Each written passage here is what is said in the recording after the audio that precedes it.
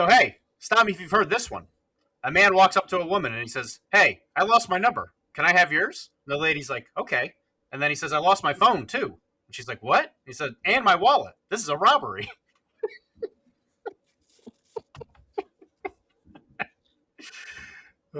It's not good. That wasn't a good one.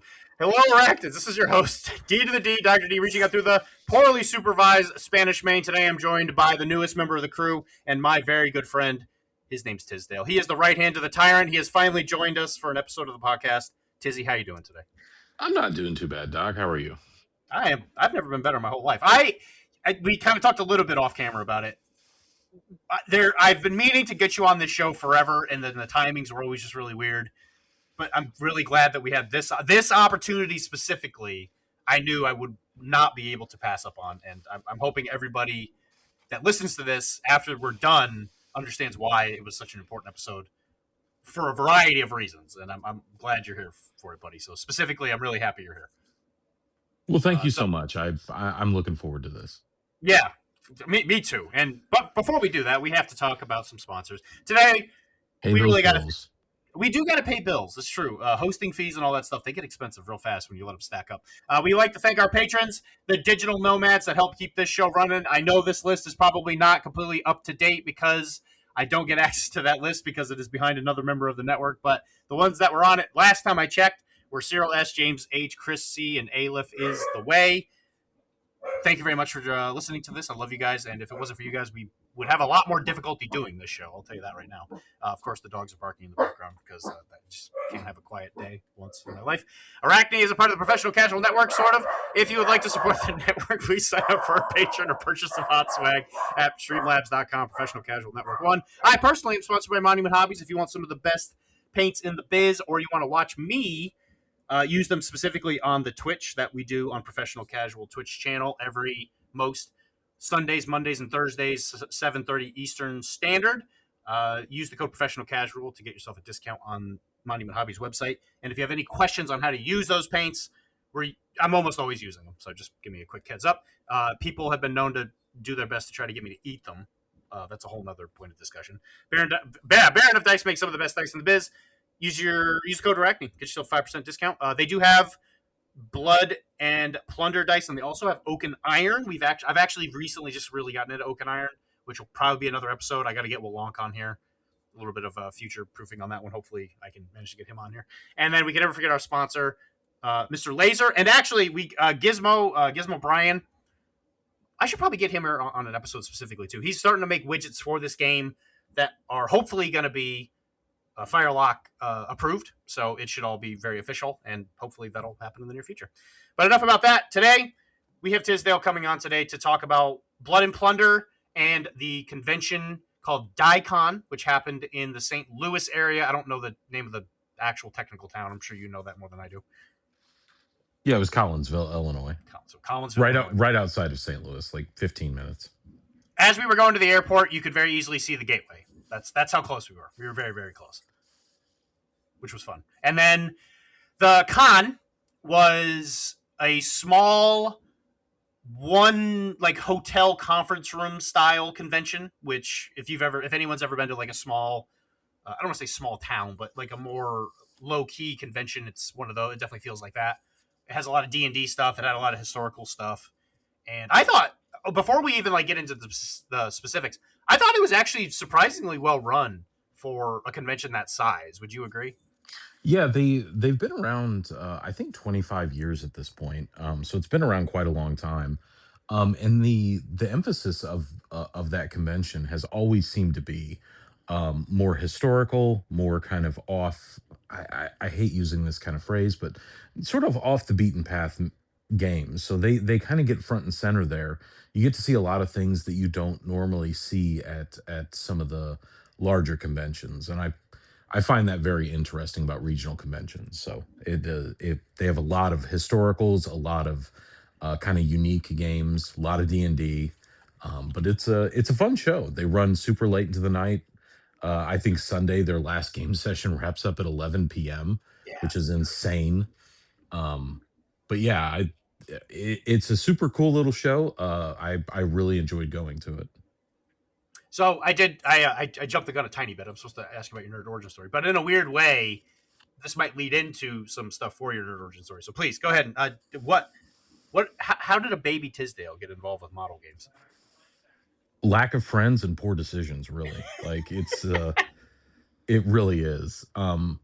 So I played God, when I was very, very young, maybe 7 or 8, there were a couple card games, the Star Wars and Star Trek customizable card game made by a company called Decipher, and I was super into those games when I was really young, and those kind of fell by the wayside in the early 2000s, and there was a game called Hero Clicks that I noticed on the wall of my local game store at the time, and I thought it was kind of cool. It was my first entry into an actual like model game.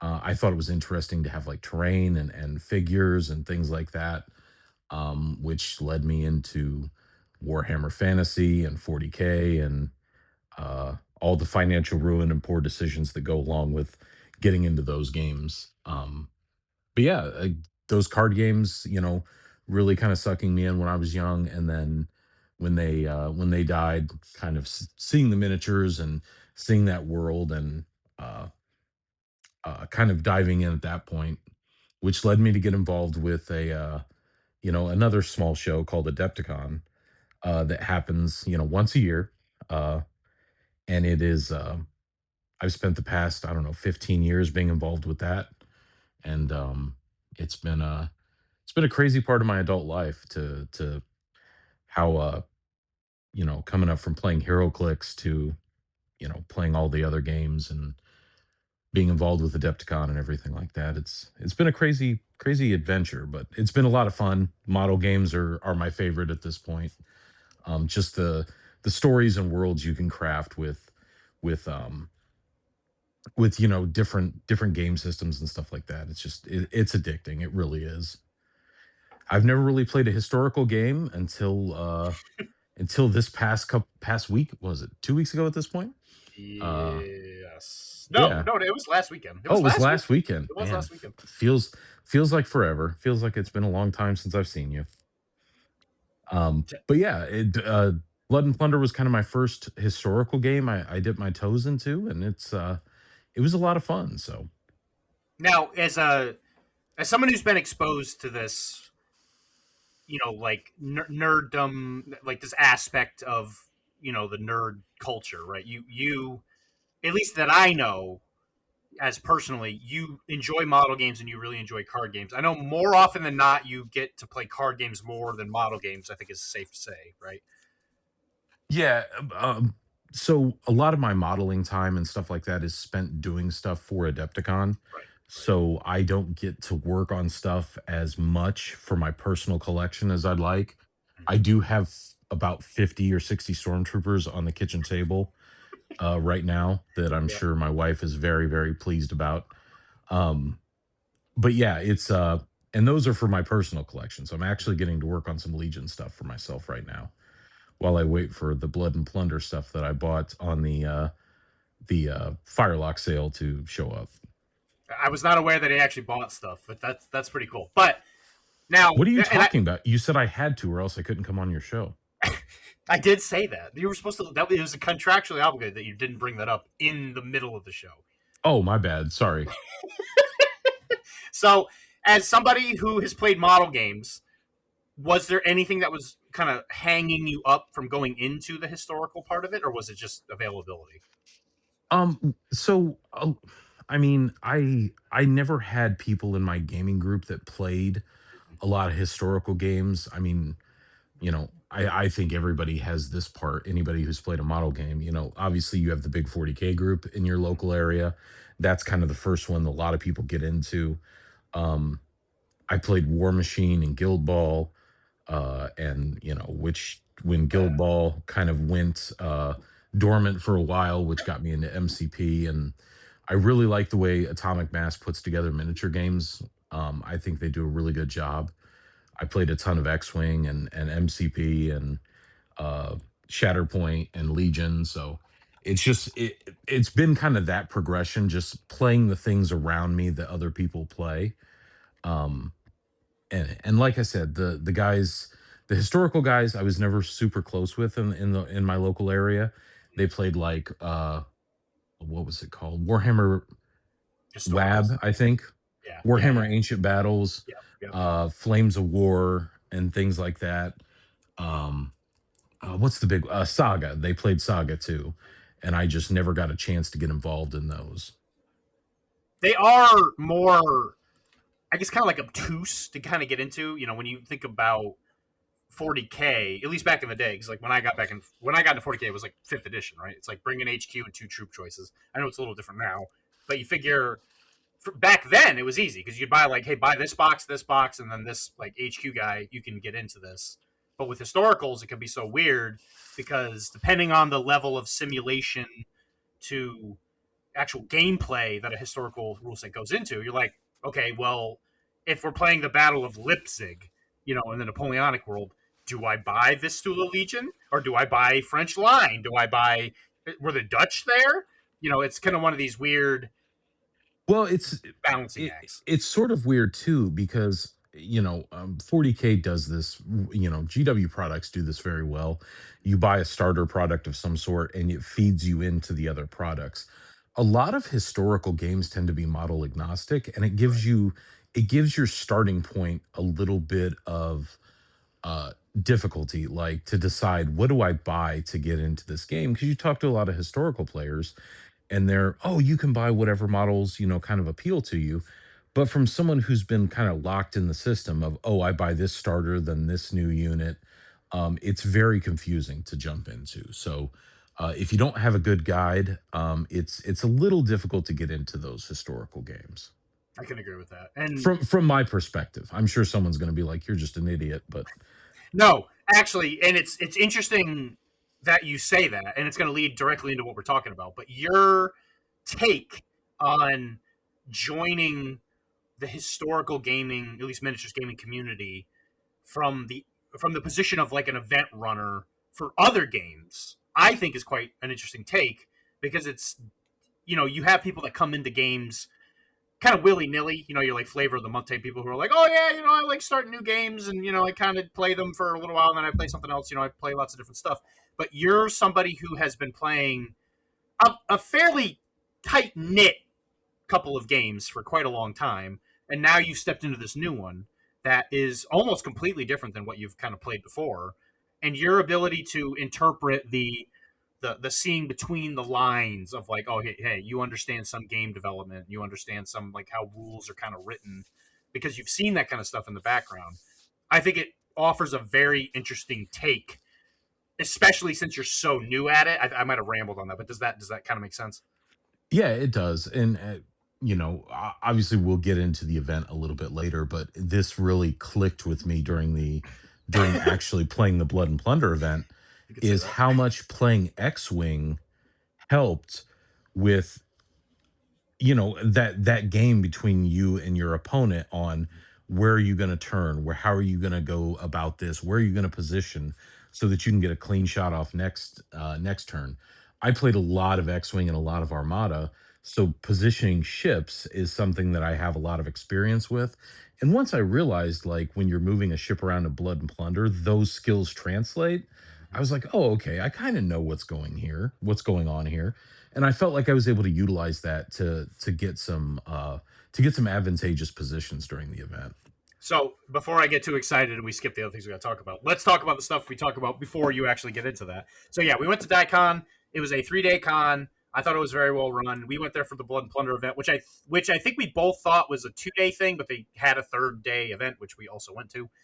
The first event was a big sea battle, which was 4v4, if I remember correctly, and that was Tizdale's very first exposure to the game in regards to dice on the table. And let's just say we played the game. It was very fun. It was very goofy. There was a lot of new people. Let's just say there wasn't like a huge ton of like tactical brilliance going on by any means. We were mostly just shooting Oh, dice. whoa. Stop right there. Okay, I'm done. It's your There podcast now, was so don't yell at me. tactical brilliance by Tisdale. I teed up somebody and shot a cannonball down their deck, and You put got a 2 mad leaks rake. in their boat. Yes, you did. Yeah, I mean, you got a rake that essentially took that player out of the game as he sailed directly at you, full speed. that's tactically brilliant. How often does that happen in a game of Blood and Plunder? So here, this is, and I don't like talking trash about anybody per se, but I will say when that happened, he said, "Oh, I know what a rake is, but rakes are only supposed to happen in real life if they're coming from behind, like if they're coming from the stern." And I'm like, I don't think that's true. I'm pretty sure you can rake it from the front or the back. It's just if you get raked from the back, your ship was annihilated because Yeah. it would fall apart. I was like, all right, whatever, man, whatever. Anyway, yes, I will say Tizdale on the first turn or like this very early second turn, you kill shot somebody who put themselves in the most premier position of all time. It was brilliant. It was And amazing. I bought a boat immediately. I was hooked. Like I was like, I am the best at this game. I cannot be defeated. And you were just running I think it was a resin sloop with 3 medium cannons. I think it was, and man, you just you just annihilated that Balandra. It was crazy. Anyway, but yeah, so that happened.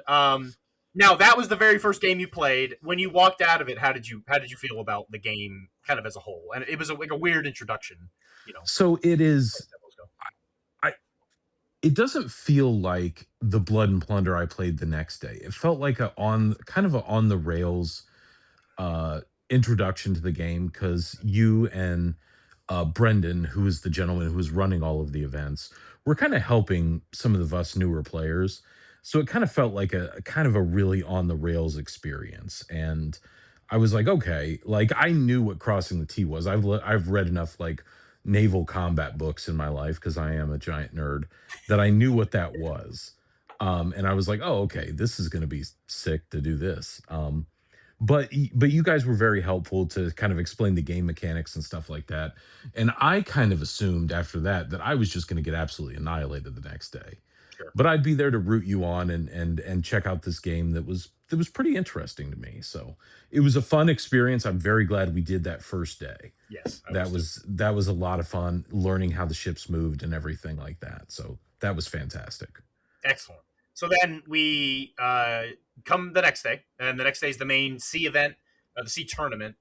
And the event itself was 200 points, which is a little bit lower than the Adepticon one. Adepticon usually runs 250, which there's nothing wrong with that, but it does change how the game feels. I think at 200 points, and I did pretty well at Adepticon. I don't want to toot my own horn or whatever, but I did pretty good. So I But think toot baby, how'd you do it at Adepticon? I did. I got first place on the land tournament, and I got top table for C. So I guess I was doing okay. But the point I'm getting to is there was, in my opinion, when you go from 250 to 200, it would have been impossible, in my opinion, for me to take the list that I had brought to Adepticon and bring like a smaller version of it. You know what I mean? Like at Yeah. 250, it felt like it was a finely tuned machine that there weren't really equivalent pieces for at the smaller point level. And now that you have played at a 200 point level, I would be curious to see that if you were to play like a 250 point game, would the list that you had if you kind of just upgraded it a little bit, maybe you make your boat a little bigger, you add a couple more sailors to each unit or whatever. It would be interesting to see would you do as well as you had done that day, which I guess we should. That's more of like an end of the podcast type question. So what I should say is we went into the next day and you play your first 1v1 game. Go ahead and run us down how that went. Yeah, so one of the reasons I do think that the TO Brendan needs to be commended on this. One of the Yeah, reasons he ran at 200 points was in case anyone needed to borrow a force, he had made a bunch of forces. correct. So Brendan had brought his own models prepared to lend them and was prepared to lend them out to anybody who needed to play at 200 points. And that is awesome. And there are a lot of TOs that do that sort of thing. But for him, for their locals, but for him to offer to do that at a convention with a bunch of strangers is awesome, and he deserves some, some shout out for that. So that's Mhm. one of the reasons he did it at that level. I got paired with another guy who has played one game. So we got paired at the end. They kept us away from you real Blood and Plunder players. They made sure that we were down there by ourselves. Um, and we kind of were playing the game. I was completely lost for like the first turn. Hmm. I kind of had no idea what I was doing. Um, and I tried to shoot cannons that my boat didn't have like twice because I was like, "Oh, I'll shoot you with my cannons," and my opponent was like, "You don't have any," and I'm like, "But why not? I want cannons." I didn't realize they weren't in the list. Um, and then I kind of realized, "Oh, I'm just supposed to shoot at the guys." Oh, okay, I can do that. So I just ran my ship at him and just shot dudes with swivel guns and muskets and all sorts of fun things to do.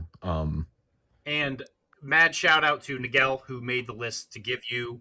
It would have been a similar thing that I made, but the idea was 2 units of Zealanders, 1 unit of Capers, obviously with the rifles, and then Enterplogue for boarding.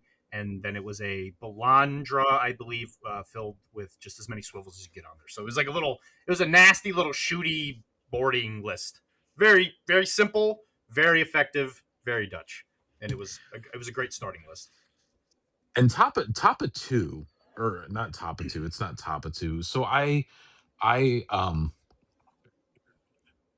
on the going into the second turn, and I'm moving my boat for the first time, and that is where it clicked that it was just like X-Wing for movement. And I was like, I wonder if I can outmaneuver him. I wonder what sort of miniature experience he has. So I kind of plan my turn out and everything, and he positions right where I wanted him to. So I kind of catch him with both sets of my front swivel guns and some muskets, and I kind of kill a bunch of his units, and then I crash into him and board him.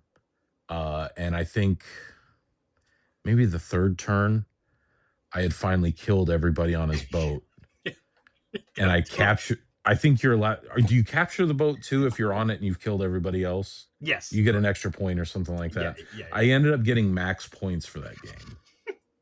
I think the only thing you didn't get points for was half hull. I think was the only thing. I think you got like one lower than what you could have scored total.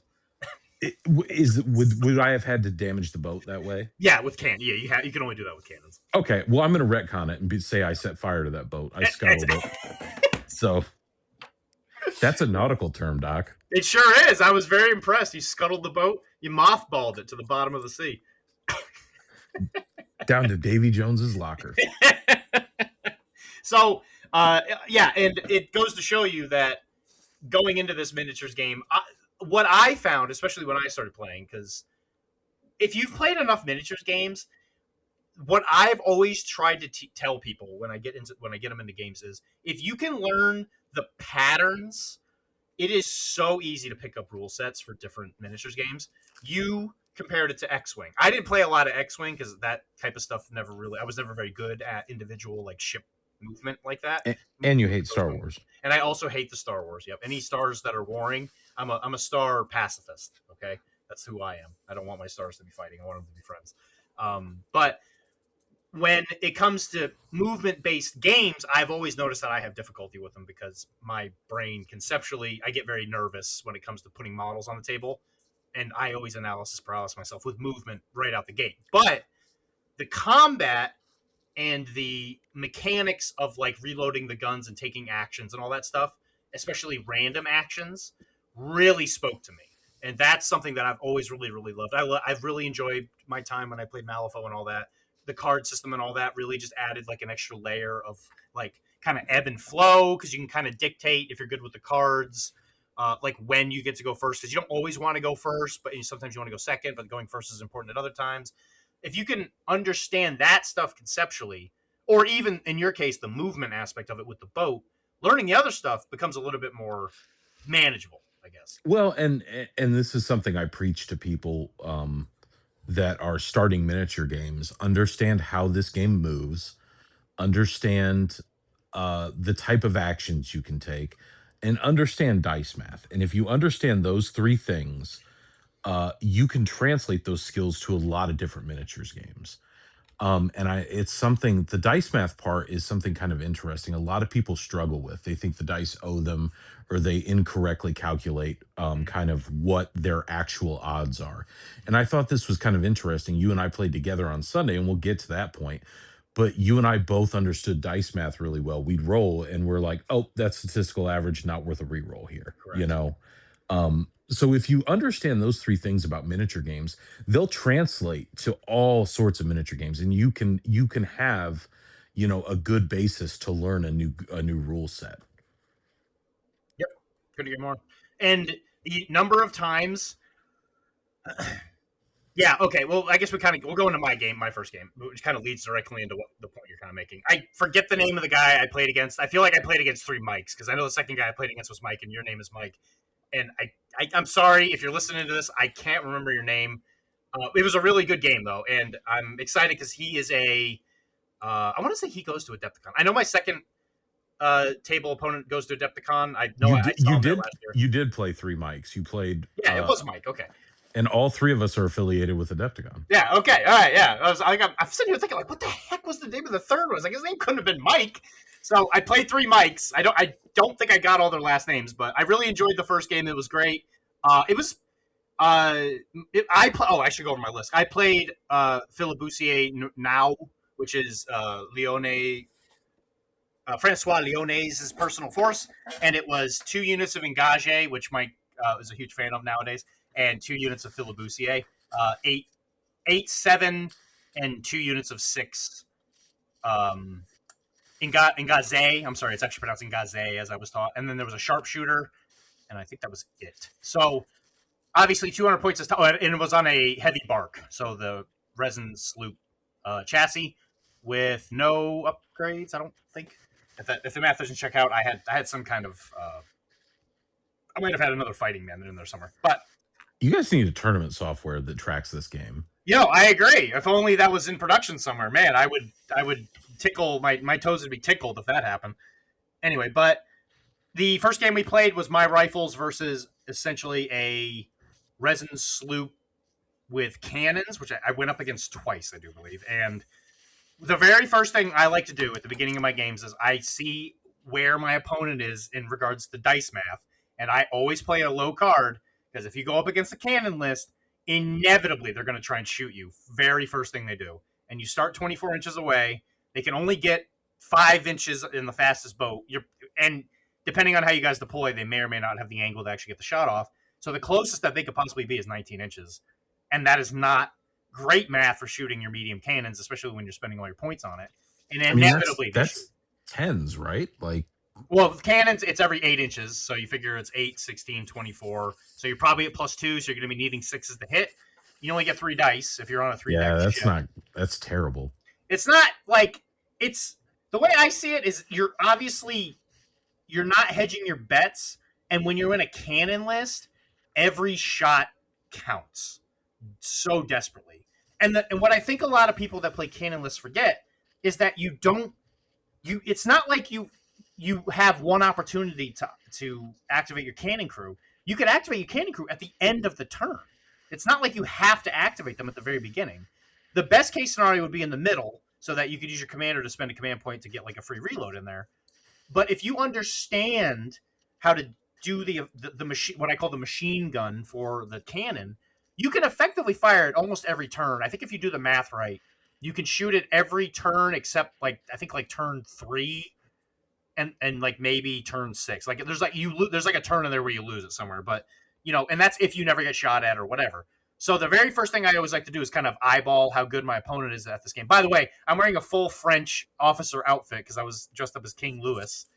So obviously I already look like a doofus. So I'm playing psych games already. No, everyone loved it. Everybody was a big fan of it. Doc really brought the energy to the room. really brought a piece of Florida to the Midwest. I sure did. Everybody walked out smelling like that orange hand wipe stuff, the degreaser that people use in garages. Anyway, so yeah, we played our game and it was pretty close. We kind of shot at each other, yada yada. He whittled me down. My muskets did. He did some incredibly good saves, and eventually, I think I boarded him like last turn or the turn right before the last, and I just did enough damage in melee to where I beat him, and I won 1-3. I did not get a hostage point that game. Worth noting. All right, second game. Tizzy, who'd you file that under short foreshadowing. Yes. Second game, I played an individual who actually I do not remember his name either. He is, I believe, he's a local to the St. Louis area, I think and so. he has played Blood and Plunder for a while. And so I was a little bit more nervous at this point because I was not very nervous at this point because I had played a game, I had won. I was really there to spend time with Doc, check out this convention, and try out Blood and Plunder because he had been just wearing me down about trying it for a year at this point. Um, so I felt pretty loose going into this game. I was like, all right, I got my first one under my belt and everything. Um, and me and my opponent, he was playing a British force, I want to say, or maybe he was playing French. I don't know. I don't think his flag matched, which threw me off. Here's the weird thing: is like if he's playing Brethren, he's gonna have French and like English. Okay, I know. I think it so was just playing Brethren. just give me a little bit of grace here because I don't know the models super well, and don't know the game super well yet, so I wasn't able to quite tell. But we kind of dance around a little bit. He's got cannons, so I'm trying to find a good angle to catch him out, and he actually ends up into the wind at some point, which allows me to maneuver and get the shots off that I needed. Um, and I ended up, I want to say second or third turn, I had killed all his models as well. You're a killing machine. And won that game. I did not get to board. I killed everything without getting to board. And it should be said, I forget what the scenario for the first one was, but the second one was control the field, which is the one where you get a point for being upwind. That's why. So he was probably going into the wind because you probably rolled the attacker. Yes, that is accurate. So you were upwind. So you had advantage on him. Yep. So I killed all his models, and I did not get to board his ship though. So I didn't get from afar. Yeah, I didn't get that ship, which I would have liked because it was painted really nicely. I did, see. I thought you were playing for Auntie too, so I was trying to get on everybody's ship so that I could take them home with me. It's kind of like when you're in a joust, you have to be ransomed back. Yeah, and they were like, "No, you don't get to keep their ships," and I'm like, "Well, this is stupid." Yeah, and I almost walked out, but I was like, you know what? I'm 2-0 at this point. It's a 3-round event. We'll see what happens. Yeah, the Blood and Plunder community is very toxic. They don't let you just take their stuff after you beat them. I mean, geez, haven't they watched Reddick? Don't they know you get to keep what you kill? Right. Unreasonable. A bunch of unreasonable people. It was the worst. Yeah, it's nepotism at its finest. It's British royalty at its finest. So I went up against Mike. Go figure. Also, I forgot to mention the thing I was thinking of. I had a captured merchant. That was my other masterpiece to my plan. That's what I was forgetting. Yeah, he's a great guy. Second game was control the field. I think I outplayed Mike because I just understood how to play the wind gauge more than he did. And I will say 100% that man tried to tack every turn more than once, and he failed it every single time other than one time. And only one of the times that he failed did he not roll a 2. He rolled it. He would re-roll it with a fortune, and he would re-roll the 2 every single time, other than once. It was amazing. I bought him a drink after. Yeah, it was tough. So he just could not get through the wind. And again, thankfully Filibustiers are sailors, so I just kind of sailed close to him. I did the rifle ship thing where you kind of get close, but you don't want to touch him because you don't want to get boarded. And I just kind of managed to get my advanced maneuvers to work, and his just refused to work. So I just sat there and I kept plinking away at him. And that game went to turn 6. So I yet again managed to get 1-3, and that time it was because of the captured merchant. Yeah, and I guess the first game I think I just outkilled him. That's why it was 1-3, because that one I think we ended turn 5. So I just rifled that one to death. But yeah, that one was actually kind of close. We both rolled a lot of really good saves, and I think on the last turn I boarded him and just killed a bunch of stuff, which was how that game ended. All right, so then turn 3 or round 3, I get placed up against some asshole named Mike. Jesus, what did you think of your last opponent? He was dressed very sharply. Like he didn't have a wallet on him. He was having other people buy him stuff all the time. He had a crown. He seemed very, very full of himself. He just kept screaming, "Look at my paint jobs! Look at my paint jobs!" He told a couple people, "Do you know who I am?" that were just randomly walking by.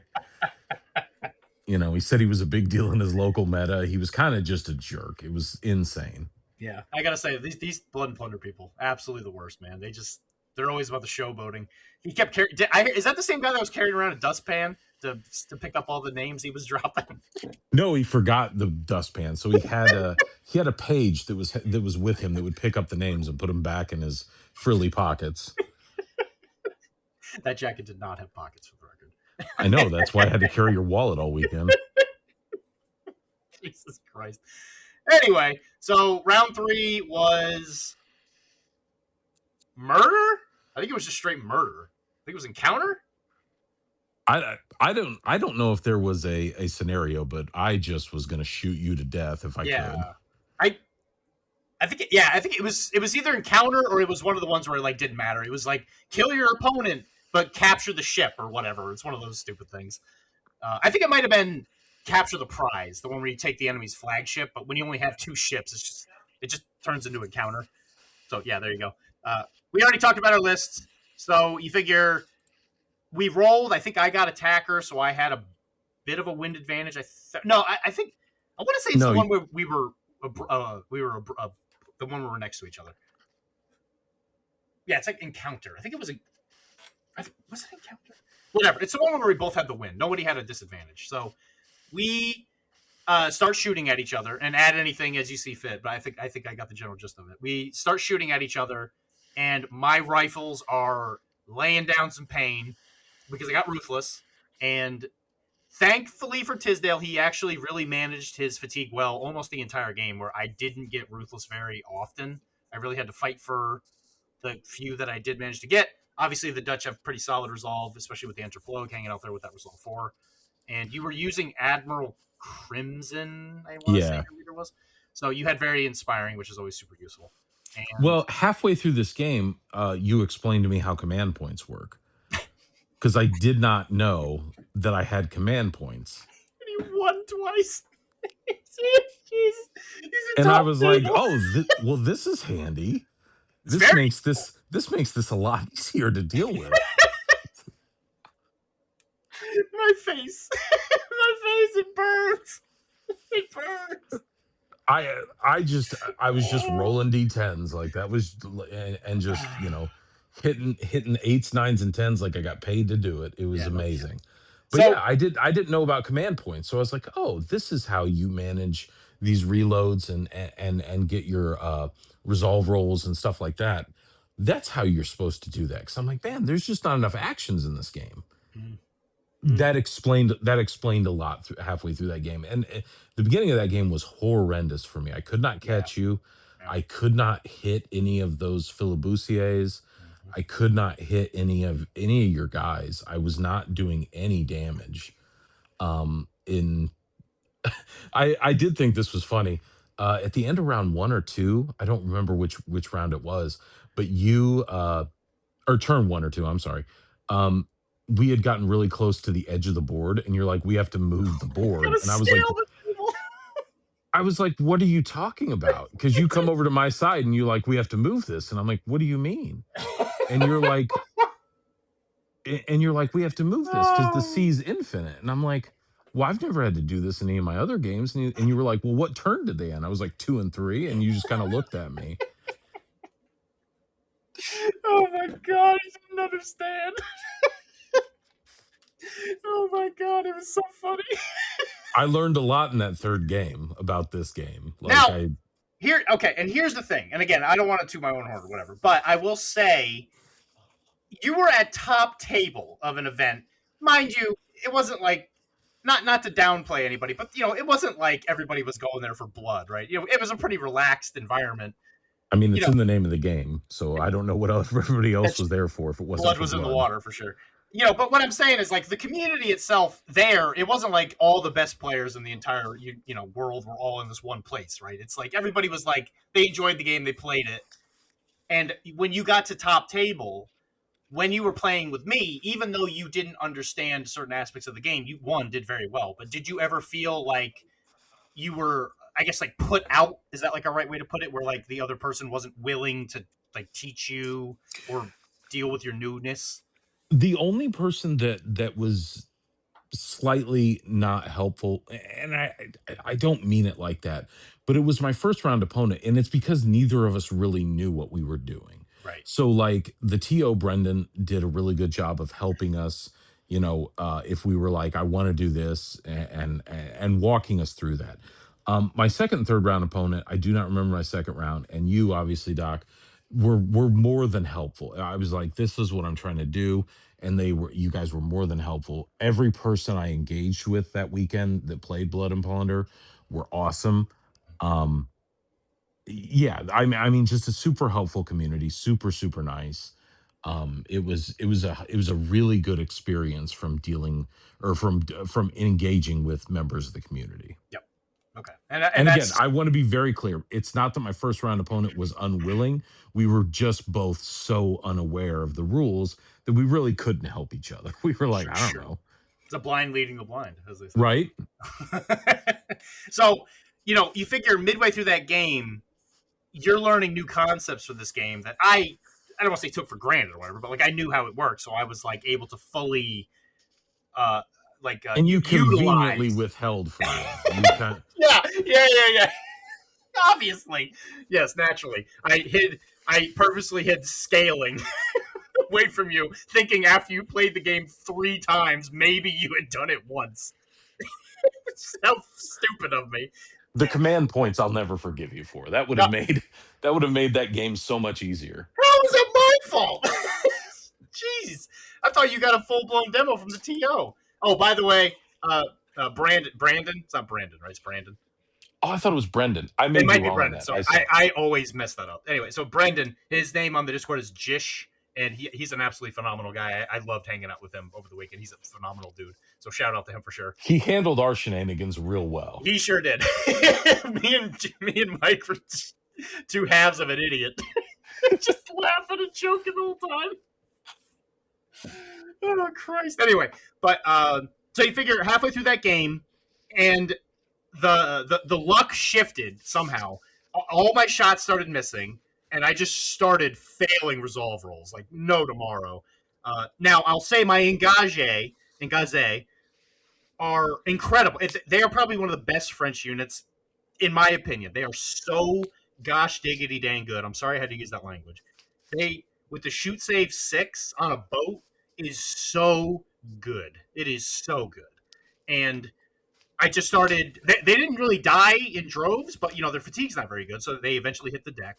And then my Filibustiers, they didn't really die all that much, but man, did they start failing resolve rolls. And my at one point, I think it was either like the end of turn 4, you had finally managed to catch up to me because just the way it all laid out, you managed to finally catch up. And my entire crew was on the deck. Every single unit had shaken. Everyone was on the ground, and we were very much in boarding distance. And my very first thought was, "Oh crap, this is about to fall apart if Tizdale beats me at the top table at the event that he just started playing. I would literally never be able to play this game again because he would rip me in half." Well, it would have sucked for you because you would have lost both those armies. You would have lost both those boats and all the models. Like you would have had to repaint all of them. I would have felt really bad for you. I No, but appreciate that. but after your crew hit the deck, and this is a credit to you, Doc, and I understand that you and I are friends, but I'm sure you would have done this for anybody. I look at you and I said, okay, I know what I want to try to do. Right. I just don't know how to do it. And you walked, it was my idea. I was like, this is what I want to do. I want to try to throw these hooks and board you at this point. And you walked me through that process. And I really appreciate that because like I had the idea. I was like, I think this is what I have to do. I just don't know how to execute it. Right. And you took the time to kind of walk me through it and everything like that. Um, it's funny to me, like once I found out what command points were, that game started to turn around. Um, Oh, that's but true. Oh, that is when it all turned around, isn't it? Oh no. right. That's exactly when it turned around. Um, Oh no.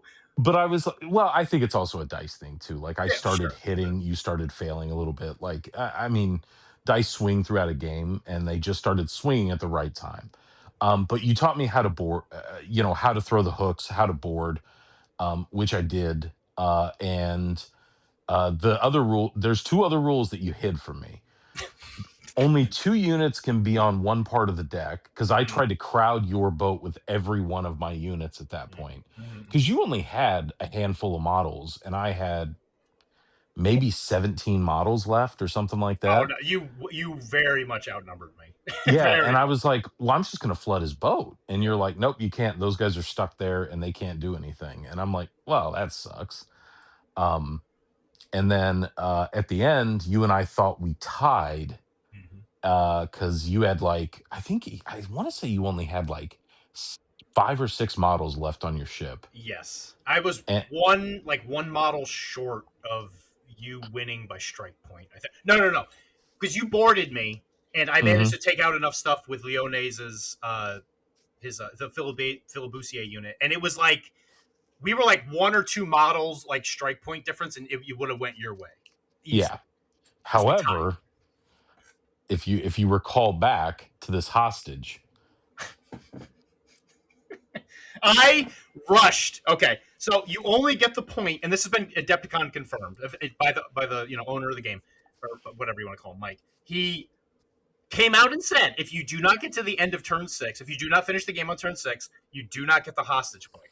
So Jish says, "Hey, you guys got to finish up. You got like 15 minutes or whatever." It's like, and it was like middle of turn 5. I was like, "Okay, we have to get to the next turn, and I have to not die. It is my only chance of winning this." So I took my turns very quickly. I very specifically did not tell you that it didn't count unless it was turn 6 because I knew if I did, you would rush. I know you would have because you're such a good person. So I purposely kept that back, and I was like, "Okay, if we go into the next turn, I probably win. If I don't, he probably wins based on kill points." But we tied.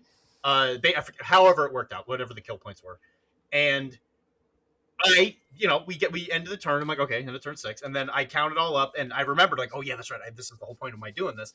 And the thing that the real butt clencher was that the Enter Plogue comes screaming over the gangplank, and they start swinging with their brace of pistols at the unit that has the merchant. And it has like 3 models left, including Leone. If you had done like one more hit, my fatigue would have, they would have run, and they would have fled. you would have taken the merchant, and you would have beat me by like 2.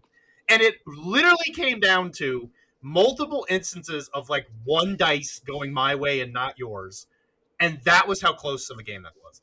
It was so insanely close that even just the slightest mathematical difference, it would have been a completely different outcome. And I will say this on here: it was one of the best games I've ever had. It was so tight. It was such an insanely tight game, and we were laughing and giggling the whole time, and it was amazing. It was easily one of the best games I've ever played. I hope that that was reciprocated on your end. I had an absolute blast of time. Oh, I had a blast too. I can be a very very competitive person, and at the beginning of that game, and where you were just kind of destroying me all over the place, I was kind of like, I get to play a good buddy of mine in the finals of this event. It doesn't really matter at this Right. point. Like I like the game, but my competitive streak kicked in. I was like, I don't want to just lay down here. I want to keep trying to fight through this You could see it and in your see what eyes. happens. You could see it in your. There was a point where like it went like the glaze happened, and you were like in it. You were like into the whole thing, and I noticed that. I was like, oh, there it is. Here he comes. And it was. I think it was the command point thing. I think as soon as that clicked, you were like, oh wait, the puzzle pieces. Yeah, and I told you this, Doc, after the event. It felt like for the majority of that game, I was playing I was trying to put together a puzzle without all the pieces. And I'm like, I don't understand what I'm supposed to do here. Like I can't figure this out. I would have really liked to re-rack that game, and you and I play again. Mhm. The same list. I would have loved to do that again, and with a more complete understanding and a couple games under my belt, just see how I could have done different. Obviously, you're a better player than I am. You understand this game at a much higher level. but I would have loved to seen how I could have implemented the things I had learned over the course of that day into playing you again. But you really wanted barbecue, and we had to dip out at that point. Yeah, for sure. I wanted the ice cream. That's really what I was after. I wanted my sundae with extra sundae. That's an inside joke, guys. Anyway, so yeah, and the one thing I'm going to tell you right now, the takeaway tactic for winning against a boarding list, other than just staying away from them as much as possible, is I call it gumming up the deck, which is like Tizdale said, if you can understand the mechanics of how the game works. Not even just a case of like boarding and climbing.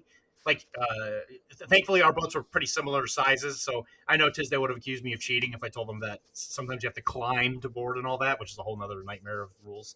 But both of us were playing sloop, so we were pretty much right on the same height. And if you can force the boarding ship to come in on the bow, it makes it significantly easier to deal with it because of the fact that they can only really ever effectively get 2 units into the fight at any one time. And if you can manage to slow down those 2 units, and in my opinion, killing one of those units is actually not good. Because if you can take one of their 2 units that's in the midst of the boarding stuff and limit it to like 1 or 2 models so that they're spending their actions swinging with units that aren't doing like a really ton amount of damage, it limits the fact that they could have a fresh unit in the back that comes running in with another 8 dice with brace of pistols or whatever. In my opinion, if you can manage that correctly, it really improves your chances of withstanding the big swing when they come on. Because that's exactly what I did to Dan in the Adepticon a sea tournament. He beat me, mostly because he shot me to death with insane rifles. But when he boarded my ship, I limited the damage of it because of the fact that I wouldn't take extra swings to kill his tinier units, and I just had some guys in the back that were just kind of plinking with rifles across the decks. I think, in my personal opinion, that if you can learn how to manage that properly, boarding lists become a lot less like shocking. Because usually when they come over the gangplank, they're gonna murder your cannon crew. Because most of the time, cannon crews don't, they're not equipped to really like defend themselves unless you're playing English. And so I think that learning that tactic and being able to control the ebb and flow of like who's on the decks at any one point, I think is a really important skill to learn if you're going to play a cannon list for sure. But even just a rifle boat, I think it's really important to know. And I think that my understanding of that rule was ultimately what withheld more damage from going Tisdale's way. And of course, me just cheating and not telling him how the captured merchant hostage point worked. I definitely did that on purpose. I didn't want him to know I'm a big cheater. Well, I had a was it the what was the unit that was on the back of the boat for me? It was either the Capers or it was the Enter Plogue, but they eventually got in because I think I did finally kill one of the Zealot units. Well, no, there was a unit I had on the deck of the boat that never could get into the fight because I had 2 units on the front deck and they couldn't get anywhere. So like your understanding of that and gumming up the works there was really really good. And I was like, "Oh, okay, I see how he's limiting what I can do here." And all your guys were on the floor, so those guys couldn't even shoot over Right. and take shots. So it was, like I said, it was a cool learning experience. Um, I really enjoyed playing the game, and it was, to play against you in the finals was really fun. It was the very first miniature game you and I guys have played Yeah, together. that's true. And you had to cheat to beat me, so I will take that as a win. I don't have a cool dog tag, That's true. but I will take that as a solid win. I did get second in the tournament because I had my kill points were absolutely insane. Um, and if you and I would have actually tied, I think I would have got you on kill points and Absolutely. got first in that tournament Absolutely. I think you would because have. me and my Dutch murder boat were just floating around, taking heads and scuttling ships. Like it was a lot of fun. Yeah, our game was like it was either 2 to 3 or 3 to 4. I think it was 3 to 4 just because of how little models we had. I'm pretty sure it was 3 to 4. I think I had just gotten you to 3 kill points and I literally only have like 4 dudes left. It's crazy how many guys I have left. If there was a turn 7 of that game, I'm pretty sure I win. You would have won. Absolutely not a question in my mind that game was yours if we had gone one more turn. Yes, I would have, because I looked at my next card and an ace of spades was in my hand. Excellent. So I would have been able to go first and come with those braced pistols and done some work again. Brace of pistols is a hell of a drug, you could say. It's a real hell. Yeah, they're real good. I tried to shoot them at you when we started that game, and you're like, you can't shoot pistols from 20 inches away. Yeah. Yep. I was like, I don't understand why not. Yeah, and actually, it's funny how many people didn't know that just shooting a pistol in general is +1 to the shot. It's weird, having played it as much as I have it by this point, how many of those like weird little rules that people just kind of like don't know, but like not even like maliciously. It's just like there's just like a lot of these little tiny things that even if you didn't know it, does it make like a huge difference? I don't know, maybe, but as long as everybody's playing by the same rules, it's fine. Like that's always been my opinion. But it's interesting which I've always found it interesting which rules are commonly forgotten and how very consistent which rules get forgotten. And in BMP, I have definitely noticed that if there's a rule that somebody does not understand, it's almost always the same few things. And I think if they ever do a second edition or whatever, I don't necessarily think they need to remove that part of the game, but there needs to be a way of making it maybe more of like a streamlined experience. In my opinion. And I've spent a lot of time looking at the rule book over the past week to try to see all the things that you cheated me out of in our game. There's a lot. But I do think that the rule book overall is written pretty well, but I do think it is slightly unclear in certain parts. I agree. And it's a first edition rule book. Like that stuff happens. If they ever do a revised edition or a second edition, there's all sorts of things that I'm sure Firelock is already has kind of bookmarked to change. And again, I don't think it's changes in the rules; it's clarifications and more streamlined information in the book. Yep. I couldn't agree more. And I wish there was a place where maybe certain numbers were a little bit better understood or at least easier to access. Because, like, if you were playing a cannon list, if you don't just know that shooting a cannon starts at 4, most people want to use the shoot value of the crew that's on the actual gun. Does that make sense? Absolutely.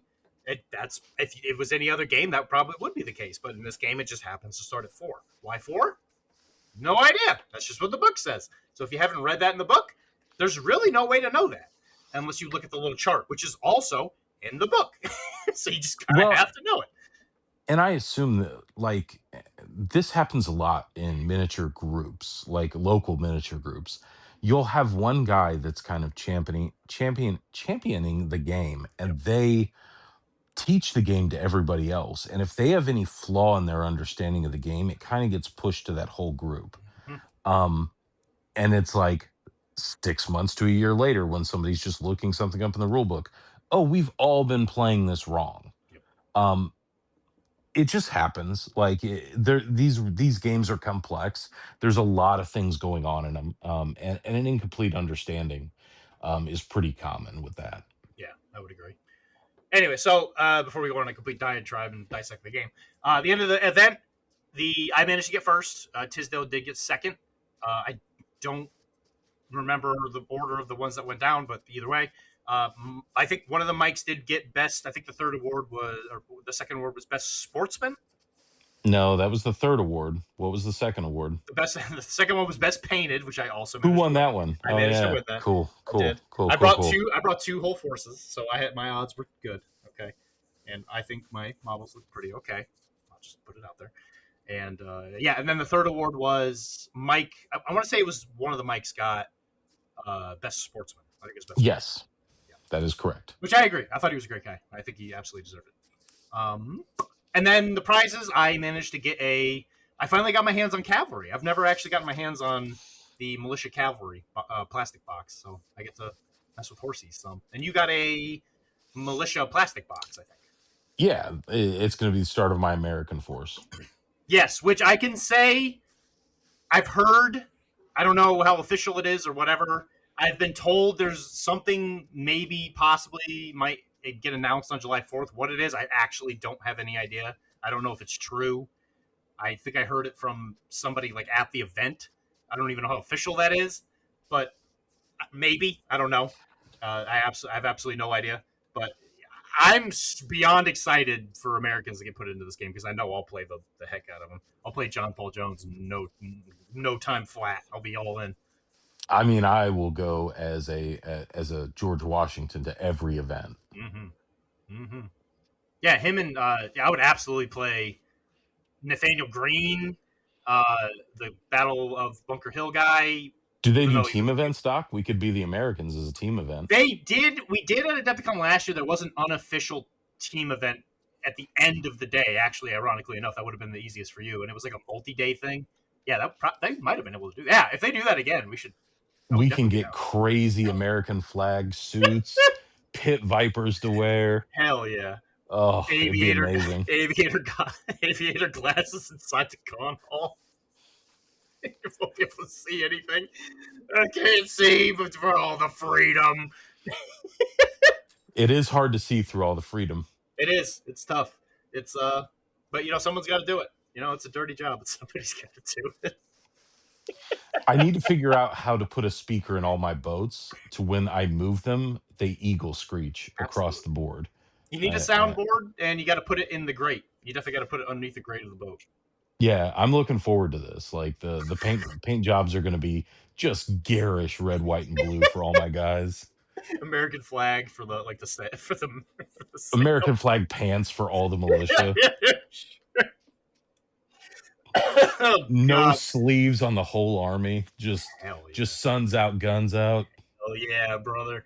All right, and then before we lose our minds, the third day there was a team land amphibious sort of battle where Henry Morgan was looking to touch people's booty, and you and I played English. We played, or I guess we played Brethren of the Coast, I guess technically, however you want to look at it. And our opponents were Brethren. I'm sorry, was Brendan and two people that played Blood and Valor, who were awesome guys, and they were definitely dying laughing. But me and Tizdale's joking. We were a great gateway to that game. I got to say, I think they had a blast. Yeah, I think everybody enjoyed our antics for the most part. Oh God! Get your shit stained ass. Get your shit stained ass off my table. Doc, it's the 1700s. Everybody's got a shit stained ass. They should be running around in the ocean. The water's right there. Wash your butt. Wash your buns in the ocean, just like God intended. What are you doing? Oh God! Anyway, that was a great game, and yes, I did walk away with two really cool dog tags that are now hanging on my award little wall mount thing. So I look at them every time I leave before I go to work, so I can feel good about myself. And yeah, I think for the most part that's it. I thought it was an absolutely phenomenal event. I think Jish did an absolutely marvelous job.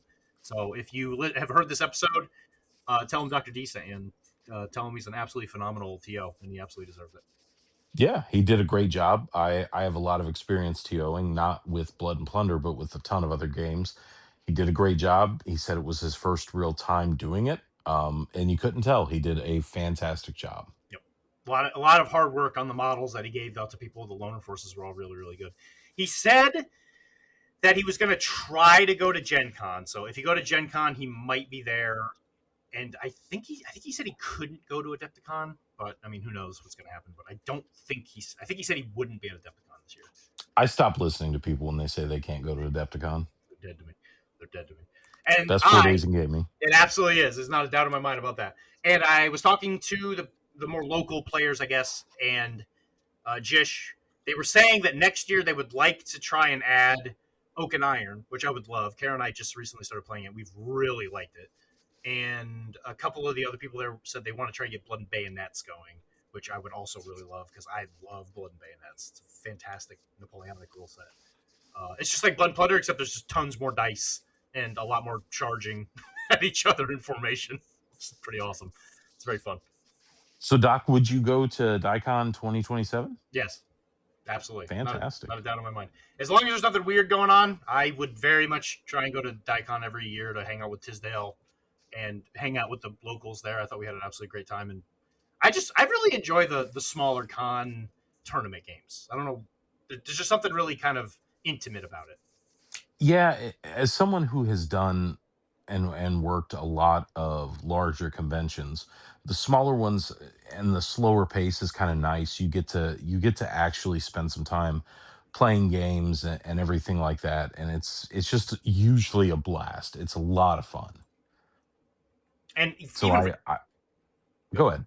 well, I would say for you especially, just because you, I think we talked about this again, while we were there, but even just the low key people not really knowing like who you are kind of thing, I bet it was kind of interesting to hear people talk about an event that you help run without them knowing that somebody who's so integral to that process is just kind of is sitting literally like 3 feet away. They don't Yeah, know and who it's you it's are. it's nice because you get to hear because Doc, you've been around me quite a bit. Mhm. I don't really announce it when we're talking to people, like what I do for Adepticon and stuff. So it's interesting to hear exactly what people think about the events you put on and things like that. So it's Yeah, really fun to hear. Um, so be careful what you say. You never know who's sitting right around where you're at. it's true. It's like candid take. It's very difficult to get that without people's uh, um, like uh, opinions being tampered, tempered, I guess, based on their expectations of like not wanting to hurt people's feelings or whatever. But Yeah, and thankfully, everything the vast majority of things that we've heard about Adepticon is have always been positive. It's something that we work really hard to do, so it's nice to hear that people enjoy the things that we do and the events that we put on there. I mean, honestly, like people ask me like, what do you like about Adepticon, and then they ask me like, what are some things that you think could be improved or whatever. And my complaints are always so superficial and like not like really fixable, because it's really not like a con thing.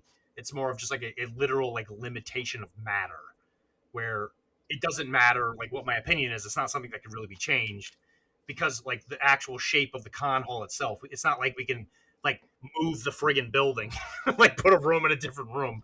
It's just a like I guess like a preference thing, and it's just like you obviously can't be 100% to everybody, but I'm like easily 99.9. I mean, if anybody was ever to be like, "What's your problem with this con?" I'd be like, "There is no problem. There is literally no problem with this con. It is perfect. This is as close to perfect as you can get." I don't think there's a better place to celebrate miniatures than No, Adepticon. So I am looking forward to seeing what we can do for Blood and Plunder on that aspect next year. Um, I think there's some cool things in the works. So like I said, DieCon was an awesome introduction to this game. It was a lot of fun. The people there were great, and like I said, I really enjoy Blood and Plunder. I bought a bunch of stuff from the Summer of Plunder sale.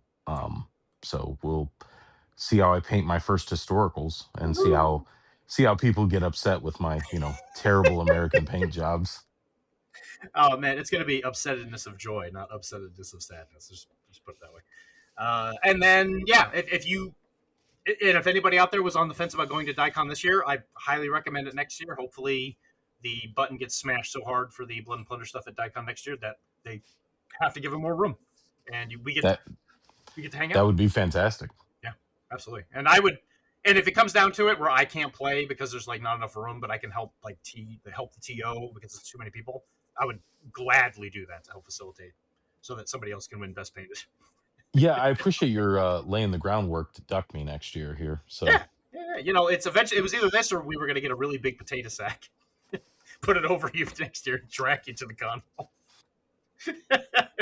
You were going to come willingly or unwillingly. You were going to be there. How you got there was very much a question of, of what we were trying to figure out. hateful. Oh god.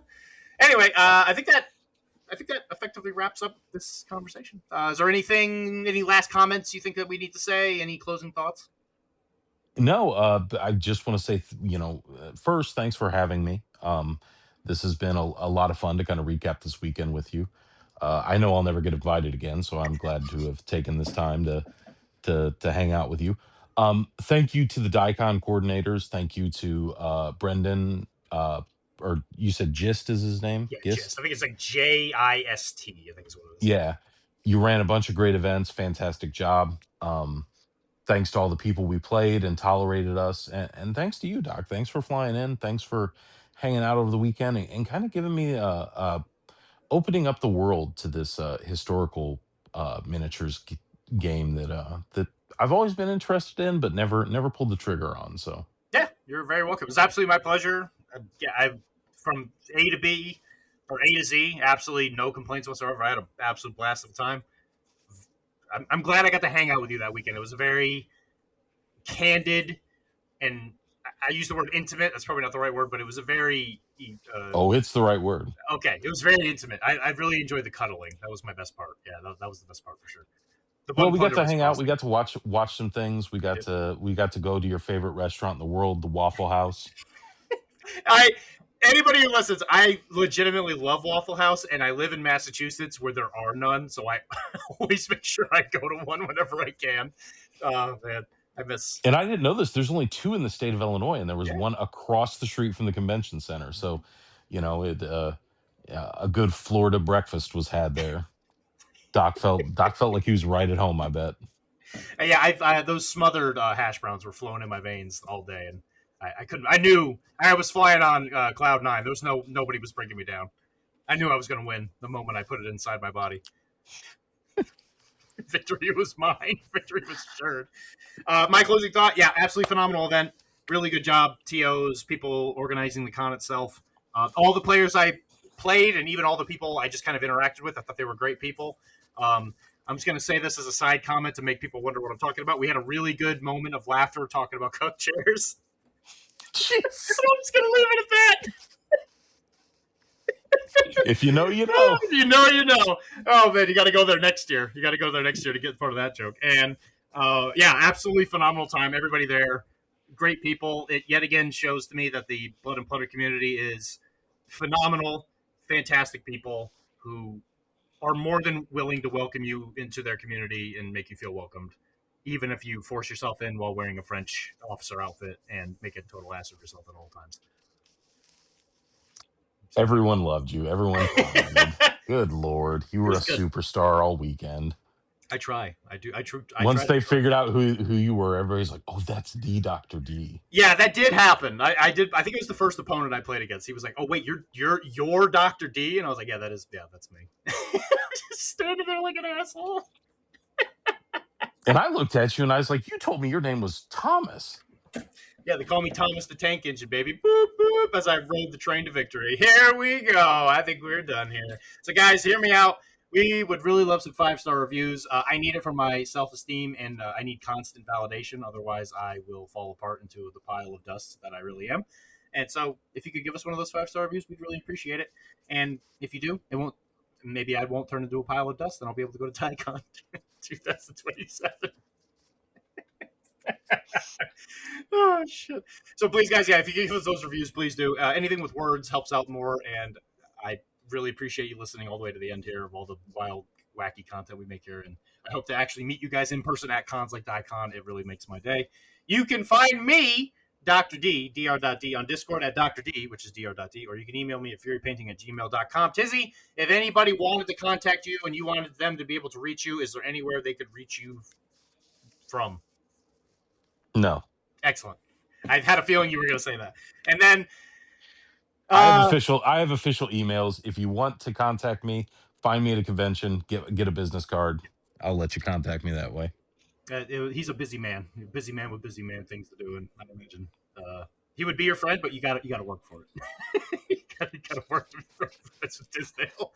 And we'd like to thank all the people in the background that help keep this podcast and network running. Kara for helping with the editing, and Tim for doing whatever it is he does. I guess sometimes if he wants to and he feels like it, whatever. We all love Tim. And thanks for listening, Buccaneers. Make sure you always follow the glint to gold and keep the wind at your back. GRR.